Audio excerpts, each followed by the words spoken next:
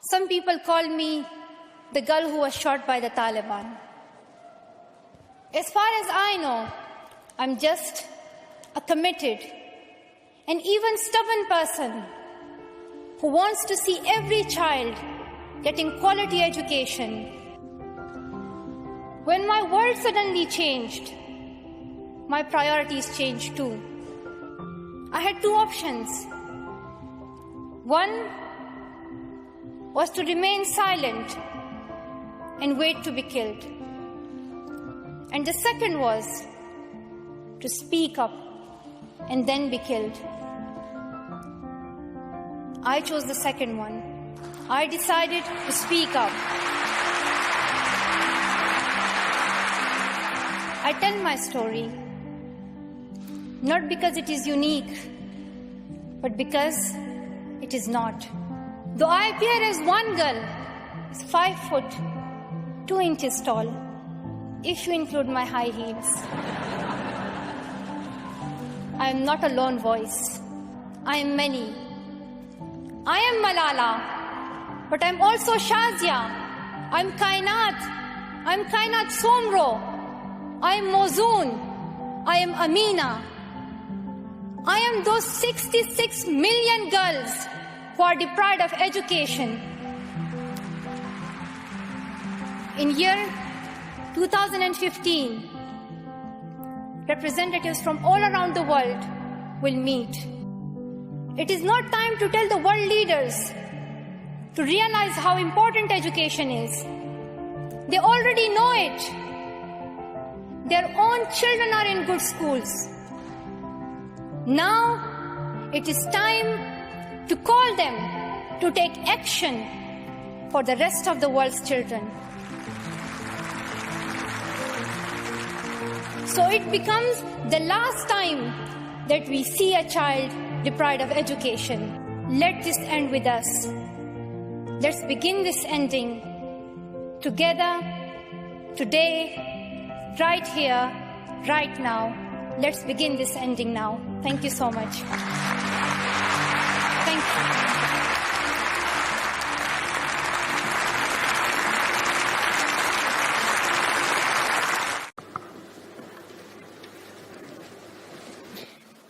My name is Greta Thunberg.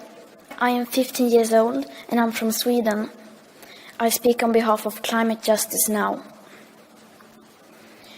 Many people say that Sweden is just a small country and it doesn't matter what we do. But I've learned that you are never too small to make a difference. And if a few children can get headlines all over the world just by not going to school, then imagine what we could all do together if we really wanted to. But to do that, we have to speak clearly, no matter how uncomfortable that may be. You only speak of green, eternal economic growth because you are too scared of being unpopular. You only talk about moving forward with the same bad ideas that got us into this mess, even when the only sensible thing to do is pull the emergency brake. You are not mature enough to tell it like it is. Even that burden you leave to us children. But I don't care about being popular. I care about climate justice and a living planet. Our civilization is being sacrificed for the opportunity of a very small number of people to continue making enormous amounts of money. Our biosphere is being sacrificed so that rich people in countries like mine can live in luxury. It is the sufferings of the many which pay for the luxuries of the few. The year 2078, I will celebrate my 75th birthday. If I have children, maybe they will spend that day with me. Maybe they will ask me about you. Maybe they will ask why you didn't do anything while there still was time to act.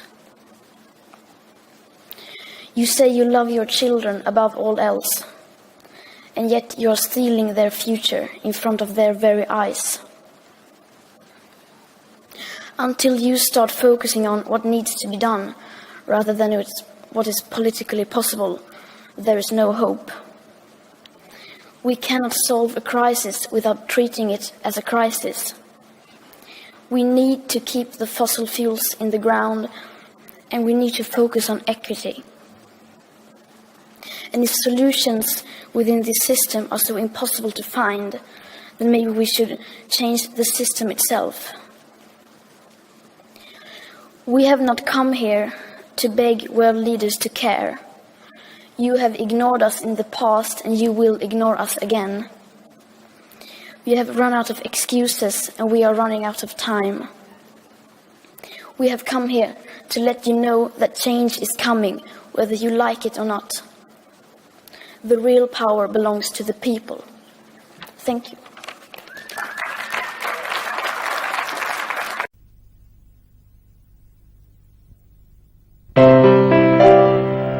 Israel is a society split by many divisions. Political,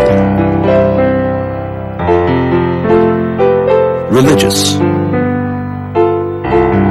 economic, ethnic.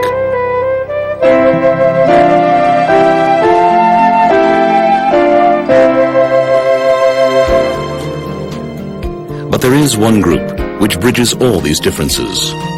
It is Yasser, a remarkable volunteer organization which brings hope and support to hundreds of thousands every year.